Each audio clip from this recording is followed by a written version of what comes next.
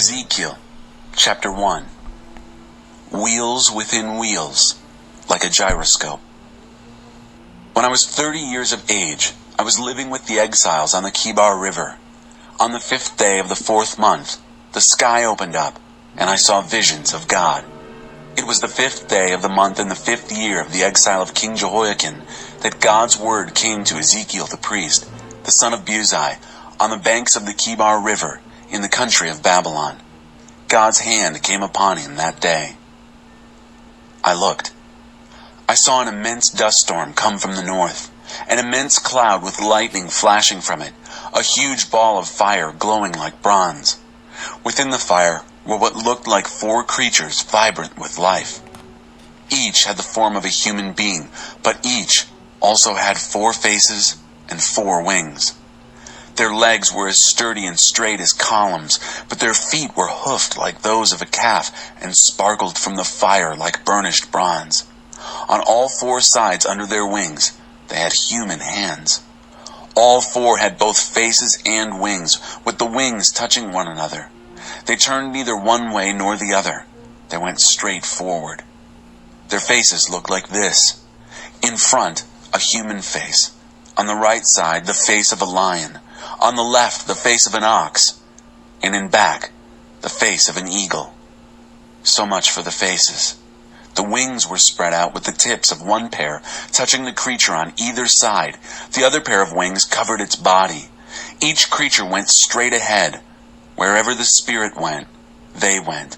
They didn't turn as they went. The 4 creatures looked like a blazing fire, or like fiery torches. Tongues of fire shot back and forth between the creatures, and out of the fire, bolts of lightning. The creatures flashed back and forth like strikes of lightning. As I watched the 4 creatures, I saw something that looked like a wheel on the ground beside each of the 4-faced creatures. This is what the wheels looked like.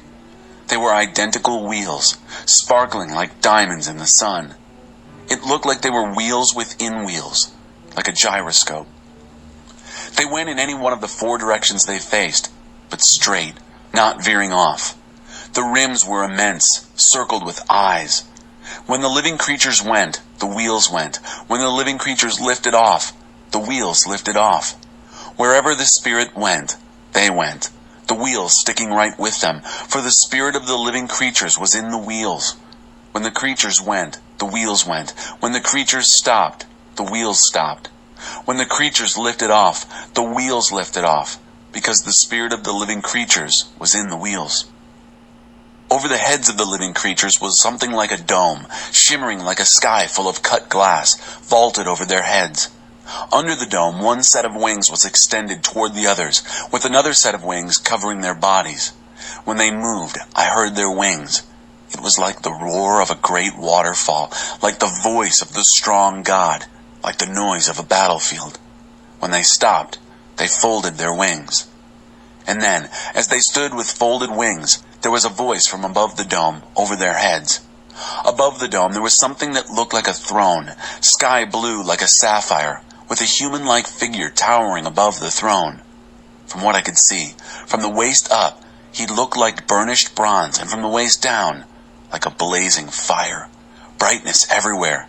The way a rainbow springs out of the sky on a rainy day, that's what it was like. It turned out to be the glory of God. When I saw all this, I fell to my knees, my face to the ground. Then I heard a voice. Chapter 2. It said, "Son of man, stand up. I have something to say to you." The moment I heard the voice, the Spirit entered me and put me on my feet. As he spoke to me, I listened. He said, "Son of man, I'm sending you to the family of Israel, a rebellious nation if there ever was one. They and their ancestors have fomented rebellion right up to the present. They're a hard case, these people to whom I'm sending you, hardened in their sin. Tell them, this is the message of God, the Master." They are a defiant bunch. Whether or not they listen, at least they'll know that a prophet's been here. But don't be afraid of them, son of man, and don't be afraid of anything they say. Don't be afraid when living among them is like stepping on thorns or finding scorpions in your bed. Don't be afraid of their mean words or their hard looks. They're a bunch of rebels. Your job is to speak to them. Whether they listen is not your concern. They're hardened rebels. Only take care, Son of Man, that you don't rebel like these rebels. Open your mouth and eat what I give you." When I looked, he had his hand stretched out to me, and in the hand a book, a scroll. He unscrolled the scroll. On both sides, front and back, were written lamentations and mourning and doom. Chapter 3. Warn these people. He told me, "Son of man, eat what you see. Eat this book. Then go and speak to the family of Israel." As I opened my mouth, he gave me the scroll to eat, saying, "Son of man, eat this book that I am giving you. Make a full meal of it." So I ate it. It tasted so good, just like honey. Then he told me, "Son of man, go to the family of Israel and speak my message.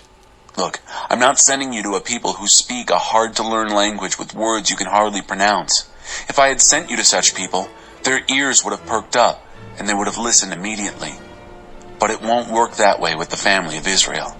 They won't listen to you because they won't listen to me. They are, as I said, a hard case, hardened in their sin. But I'll make you as hard in your way as they are in theirs. I'll make your face as hard as rock, harder than granite. Don't let them intimidate you. Don't be afraid of them, even though they're a bunch of rebels." Then he said, "Son of man, get all these words that I'm giving you inside you. Listen to them obediently. Make them your own. And now, go. Go to the exiles, your people, and speak. Tell them, this is the message of God, the Master. Speak your peace, whether they listen or not." Then the Spirit picked me up. Behind me, I heard a great commotion. "Blessed be the glory of God in his sanctuary." The wings of the living creatures beating against each other, the whirling wheels, the rumble of a great earthquake. The Spirit lifted me and took me away. I went bitterly and angrily. I didn't want to go, but God had me in his grip. I arrived among the exiles who lived near the Kibar River at Tel Aviv. I came to where they were living and sat there for 7 days, appalled. At the end of the 7 days, I received this message from God. "Son of man, I have made you a watchman for the family of Israel. Whenever you hear me say something, warn them for me. If I say to the wicked, 'You are going to die,' and you don't sound the alarm, warning them that it's a matter of life or death, they will die. It will be your fault. I'll hold you responsible. But if you warn the wicked, and they keep right on sinning anyway, they'll most certainly die for their sin. But you won't die. You'll have saved your life. And if the righteous turn back from living righteously and take up with evil when I step in and put them in a hard place, they'll die. If you haven't warned them, they'll die because of their sins, and none of the right things they've done will count for anything. And I'll hold you responsible. But if you warn these righteous people not to sin, and they listen to you, they'll live because they took the warning. And again, you'll have saved your life." God grabbed me by the shoulder and said, "Get up. Go out on the plain. I want to talk with you." So I got up and went out on the plain. I couldn't believe my eyes. The glory of God, right there. It was like the glory I had seen at the Kibar River. I fell to the ground, prostrate. Then the Spirit entered me and put me on my feet. He said, "Go home and shut the door behind you." And then something odd. "Son of man, they'll tie you hand and foot with ropes so you can't leave the house. I'll make your tongue stick to the roof of your mouth so you won't be able to talk and tell the people what they're doing wrong, even though they're a bunch of rebels. But then, when the time is ripe, I'll free your tongue and you'll say, 'This is what God, the Master, says.' From then on, it's up to them. They can listen or not listen, whichever they like. They are a bunch of rebels." Chapter 4. This is what sin does. "Now, son of man, take a brick and place it before you. Draw a picture of the city Jerusalem on it. Then, make a model of a military siege against the brick. Build siege walls, construct a ramp, set up army camps, lay in battering rams around it. Then, get an iron skillet and place it upright between you and the city, an iron wall. Face the model. The city shall be under siege, and you shall be the besieger. This is a sign to the family of Israel. Next, lie on your left side and place the sin of the family of Israel on yourself. You will bear their sin for as many days as you lie on your side. The number of days you bear their sin will match the number of years of their sin, namely, 390. For 390 days you will bear the sin of the family of Israel. Then, after you have done this, turn over and lie down on your right side and bear the sin of the family of Judah. Your assignment this time is to lie there for 40 days, a day for each year of their sin. Look straight at the siege of Jerusalem. Roll up your sleeve, shake your bare arm, and preach against her. I will tie you up with ropes, tie you so you can't move or turn over until you have finished the days of the siege. Next, I want you to take wheat and barley, beans and lentils, dried millet and spelt, and mix them in a bowl to make a flatbread. This is your food ration for the 390 days you lie on your side. Measure out about half a pound for each day and eat it on schedule. Also, measure out your daily ration of about a pint of water and drink it on schedule. Eat the bread as you would a muffin.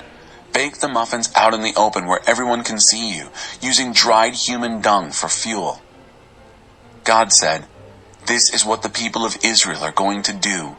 Among the pagan nations where I will drive them, they will eat foods that are strictly taboo to a holy people." I said, "God, my master, never.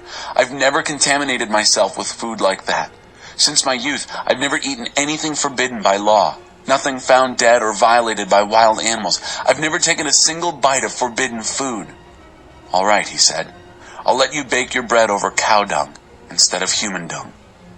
Then he said to me, "Son of man, I'm going to cut off all food from Jerusalem.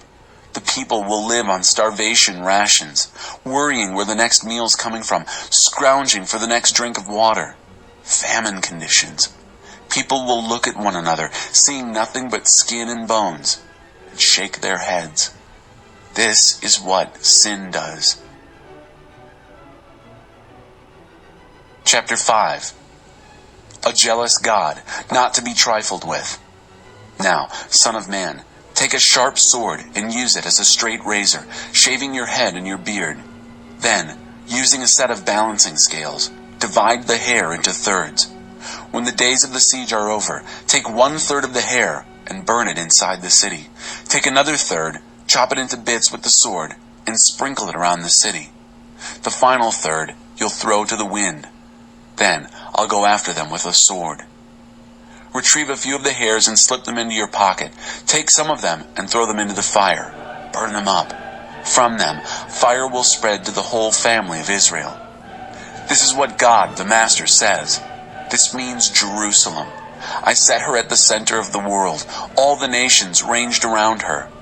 But she rebelled against my laws and ordinances. Rebelled far worse than the nations ranged around her. Sheer wickedness, refused my guidance, ignored my directions. Therefore, this is what God, the Master, says. You've been more headstrong and willful than any of the nations around you, refusing my guidance, ignoring my directions. You've sunk to the gutter level of those around you. Therefore, this is what God, the Master, says. I'm setting myself against you. Yes, against you, Jerusalem. I'm going to punish you in full sight of the nations. Because of your disgusting no-God idols, I'm going to do something to you that I've never done before and will never do again. Turn families into cannibals, parents eating children, children eating parents. Punishment indeed. And whoever's left over, I'll throw to the winds.